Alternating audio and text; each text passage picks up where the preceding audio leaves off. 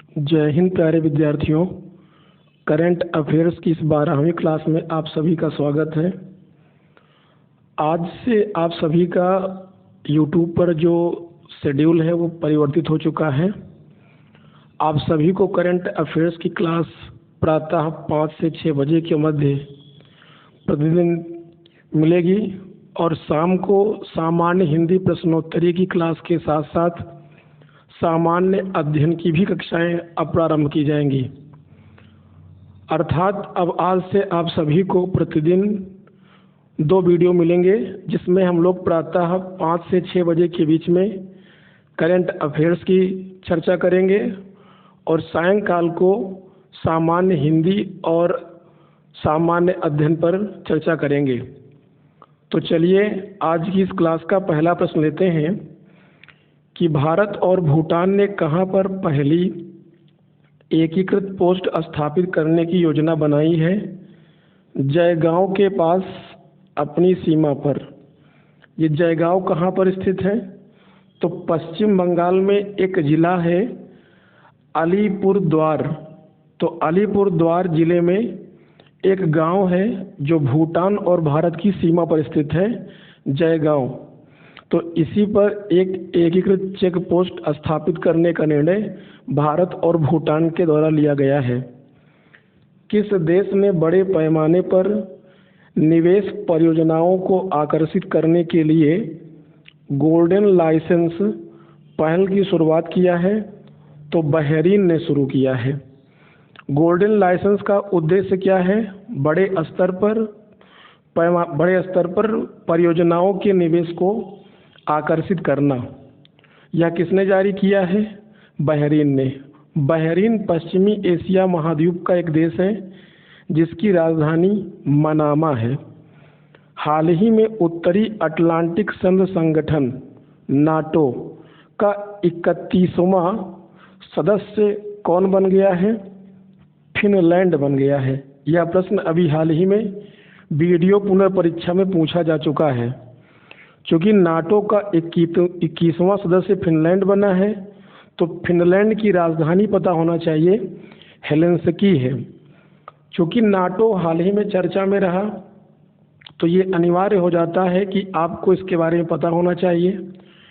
NATO एक सैन्य गठबंधन है जिसकी स्थापना 4 अप्रैल 1949 ईस्वी को वाशिंगटन डीसी में हुई थी, जबकि इसका मुख्यालय वर्तमान में बेल्जियम की राजधानी ब्रुसेल्स में है। ध्यान रहे, फिनलैंड नाटो का 31वां सदस्य देश बन गया है। अंतर्राष्ट्रीय मुद्रा कोष ने हाल ही में किस देश को आर्थिक सुधार में सहायता के लिए $15.6 बिलियन के समर्थन के पैकेज को मंजूरी प्रदान किया है? तो यूक्रेन को प्रदान किया है।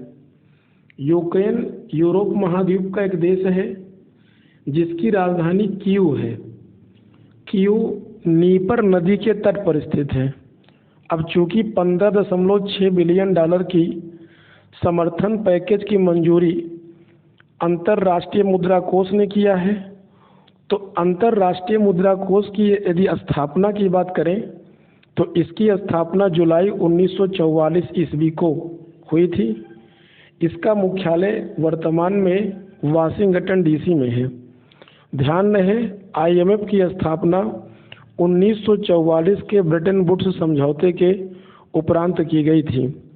इसका उद्देश्य 1934 में आई वैश्विक मंदी से सभी देशों को बाहर निकालना इसका उद्देश्य था। यूरोपीय संघ छोड़ने के 3 वर्ष बाद किस देश ने 31 मार्च 2023 को एशिया और प्रशांत देशों के साथ व्यापार समझौते में शामिल होने के लिए एक समझौते पर हस्ताक्षर किया है? तो ब्रिटेन ने किया है। ब्रिटेन की राजधानी क्या है? लंदन। और यहाँ के प्रधानमंत्री हैं ऋषि सुनक। लंदन किस नदी के तट पर है? तो टेम्स नदी के तट पर है। शेख मंसूर बिन जायद अल नाहयान को किस देश का उपराष्ट्रपति नियुक्त किया गया है? संयुक्त अरब अमीरात का उपराष्ट्रपति नियुक्त किया गया है, जिसे यूएई कहा जाता है। यूएई पश्चिमी एशिया महाद्वीप का एक देश है जिसकी राजधानी अबू धाबी है।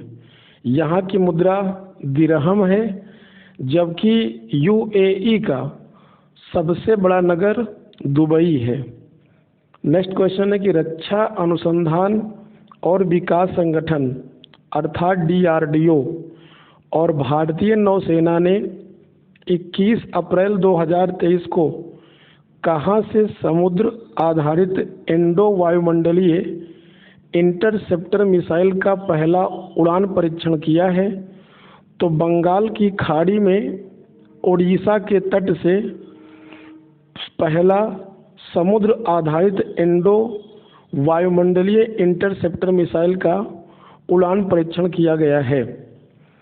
ध्यान रहे, उड़ीसा की राजधानी भुवनेश्वर है, जबकि यहाँ के मुख्यमंत्री नवीन पटनायक हैं। यदि प्रश्न पूछा जाए कि लिंगराज मंदिर कहाँ पर स्थित है, तो भुवनेश्वर में है। अज्ञात शवों का डीएनए डेटाबेस तैयार करने वाला पहला राज्य कौन बन गया है? हिमाचल प्रदेश बन गया है। तो हिमाचल प्रदेश अज्ञात शवों का डीएनए डेटाबेस तैयार करने वाला पहला भारतीय राज्य बना है। हिमाचल प्रदेश की राजधानी शिमला है, जबकि हिमाचल प्रदेश के मुख्यमंत्री सुखबीर सिंह सुक्खू हैं। किस देश ने अपना पहला पृथ्वी अवलोकन उपग्रह 15 अप्रैल 2023 को अंतरिक्ष में लॉन्च करेगा? केन्या लॉन्च करेगा। केन्या की यदि बात करें तो यह पूर्वी अफ्रीका महाद्वीप का एक देश है जिसकी राजधानी नैरोबी है। केन्या की राजधानी नैरोबी है, जबकि इसकी मुद्रा शिलिंग है। तो इसने अभी हाल ही में अपना पृथ्वी अवलोकन उपग्रह लॉन्च किया है। 7 अप्रैल 2023 को राष्ट्रपति द्रौपदी मुर्मू ने महिला सुरक्षा से संबंधित कौन सा ऐप लॉन्च किया है? तो उस ऐप का नाम है भरोसा ऐप। किसने लॉन्च किया है? द्रौपदी मुर्मू, जो भारत की राष्ट्रपति हैं। इनके बारे में एक एक्स्ट्रा फैक्ट आपको याद रखना है कि द्रौपदी मुर्मू आज़ाद भारत में जन्म लेने वाली भारत की पहली राष्ट्रपति हैं और ये देश की दूसरी महिला जबकि पहली दलित महिला राष्ट्रपति हैं। इन्होंने महिला सुरक्षा को बढ़ावा देने के उद्देश्य से भरोसा ऐप लॉन्च किया है। एमएफ हाइड्रा लिक्विड हाइड्रोजन पर चलने वाली विश्व की पहली फेरी किस कंपनी ने शुरू किया है? तो नॉर्वे की कंपनी है, नॉर्वेजियन कंपनी नोल्ड।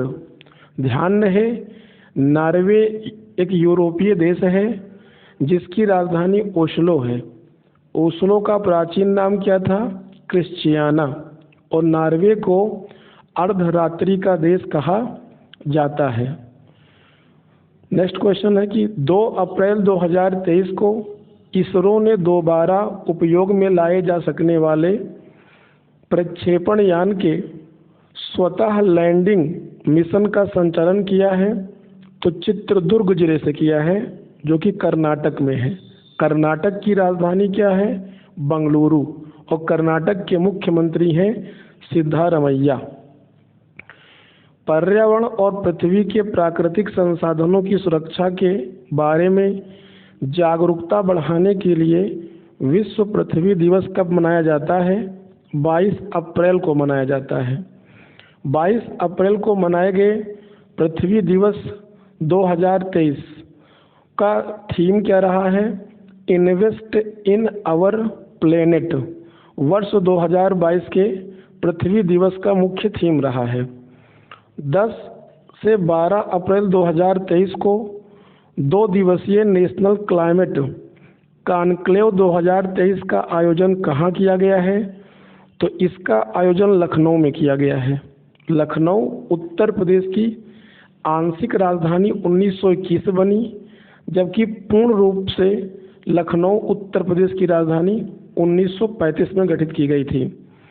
भारत में वर्ष 2022 तक बाघों की आबादी बढ़कर 3167 हो गई है, जो 2018 में जारी किए गए आंकड़ों से कितना अधिक है, तो 200 अधिक है। ध्यान रखना है कि 2018 की बाघ गणना रिपोर्ट के आधार पर बाघों की संख्या 2967 थी, अर्थात जो नवीनतम बाघ गणना रिपोर्ट आई है उसके आधार पर बाघों की संख्या अब 3167 हो गई है। नेक्स्ट क्वेश्चन देख लेते हैं। राष्ट्रपति द्रौपदी मुर्मू ने 7 अप्रैल 2023 को कहाँ 2 दिवसीय गज उत्सव 2023 का उद्घाटन किया है? तो असम के काजीरंगा राष्ट्रीय उद्यान में 2 दिवसीय गज उत्सव का आयोजन किया गया है। ध्यान रहे, काजीरंगा राष्ट्रीय उद्यान एक सींग के गैंडे के लिए प्रसिद्ध है। एनजीटी ने रामसर स्थलों की सुरक्षा में विफल रहने पर किस राज्य सरकार पर 10 करोड़ रुपए का जुर्माना लगाया है? तो केरल पर लगाया है।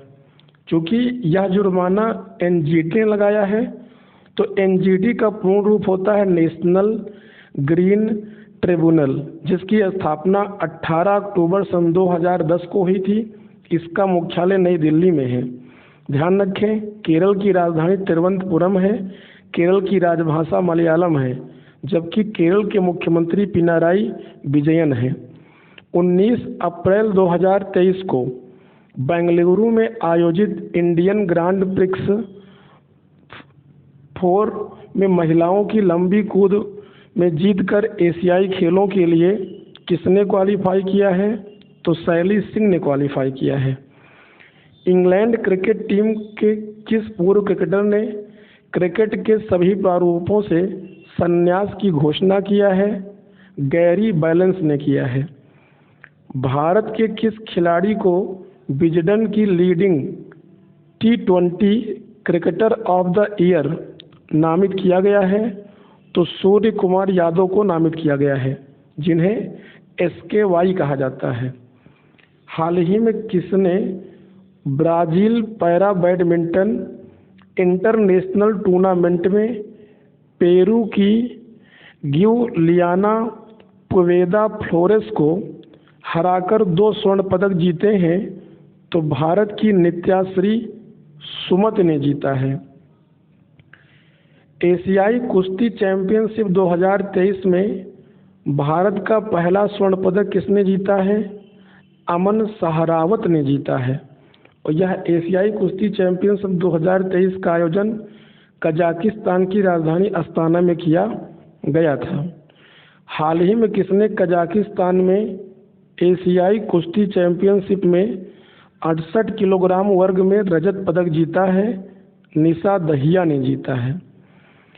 IPL में सबसे तेज 100 विकेट लेने वाले भारतीय कौन बन गए हैं? तो रॉयल चैलेंजर्स बेंगलुरु के खिलाड़ी हर्षल पटेल IPL में 100 विकेट लेने वाले सबसे तेज 100 विकेट लेने वाले भारतीय क्रिकेटर बन गए हैं। 9 अप्रैल 2023 को विश्व शतरंज आर्मगेडन एशिया और ओसेनिया इवेंट का टाइटल किसने जीता है? डी गुकेश ने जीता है। हाल ही में T20 क्रिकेट में सर्वाधिक हैट्रिक लेने का रिकॉर्ड किसने बनाया है? तो सर्वाधिक हैट्रिक लेने का रिकॉर्ड T20 क्रिकेट में अफगानिस्तान के बॉलर राशिद खान ने बनाया है। कहाँ के हैं ये? अफगानिस्तान। राजधानी क्या है इसकी? काबुल। ध्यान रहे, वर्तमान में अफगानिस्तान में तालिबानियों का शासन है, जिन्होंने लोकतांत्रिक तरीके से चुनी गई सरकार को तख्ता पलटकर सत्ता से हटा दिया है। किसे 6 अप्रैल 2023 को यूरोपीय फुटबॉल संघों के संघ UEFA के अध्यक्ष के रूप में दोबारा चुना गया है? तो अलेक्जेंडर सेफरिन को चुना गया है। अलेक्जेंडर सेफरिन यूरोपीय फुटबॉल संघों के संघ के 7वें अध्यक्ष के रूप में चुने गए हैं। अगर प्रश्न पूछा जाए कि ये किस देश के खिलाड़ी हैं, तो इनका संबंध स्लोवेनिया देश से है, जो कि एक यूरोपीय देश है। अंतर्राष्ट्रीय फुटबॉल टीमों की फीफा रैंकिंग में शीर्ष स्थान पर कौन सा देश है? अर्जेंटीना है। अर्जेंटीना एक दक्षिणी अमेरिका महाद्वीप का देश है, जिसकी राजधानी ब्यूनस आयर्स है। ध्यान रखें, पंपास घास के मैदान कहाँ पाए जाते हैं? अर्जेंटीना में पाए जाते हैं। नेक्स्ट क्वेश्चन है कि भारत की किस महिला फुटबॉलर ने यूरोप में लीग जीतने वाली पहली भारतीय बन गई हैं? मनीषा कल्याण बन गई हैं।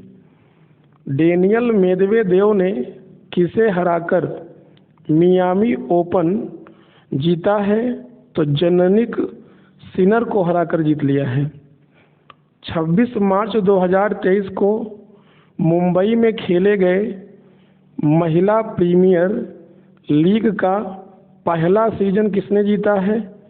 तो मुंबई इंडियंस ने जीता है। किसको हराया है? दिल्ली कैपिटल्स को 7 विकेट से हराकर पहला महिला प्रीमियर लीग अपने नाम किया है।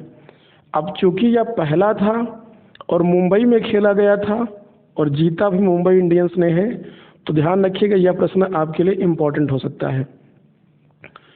26 मार्च 2023 को किस निशानेबाज ने मध्य प्रदेश के भोपाल में आयोजित ISSF पिस्टल राइफल विश्व कप में 25 मीटर पिस्टल स्पर्धा में कांस्य पदक जीता है? तो मनु भाकर ने जीता है। ध्यान रहे, ISSF का पूर्ण रूप होता है इंटरनेशनल शूटिंग स्पोर्ट फेडरेशन। तो हाल ही में निशानेबाज मध्य प्रदेश के भोपाल में आयोजित ISSF पिस्टल विश्व कप में 25 मीटर पिस्टल स्पर्धा में मनु भाकर ने यह पदक जीता है। कौन सा पदक जीता है? कांस्य पदक। आज की क्लास को यहीं तक रखते हैं। धन्यवाद। पढ़ते रहिए, मस्त रहिए।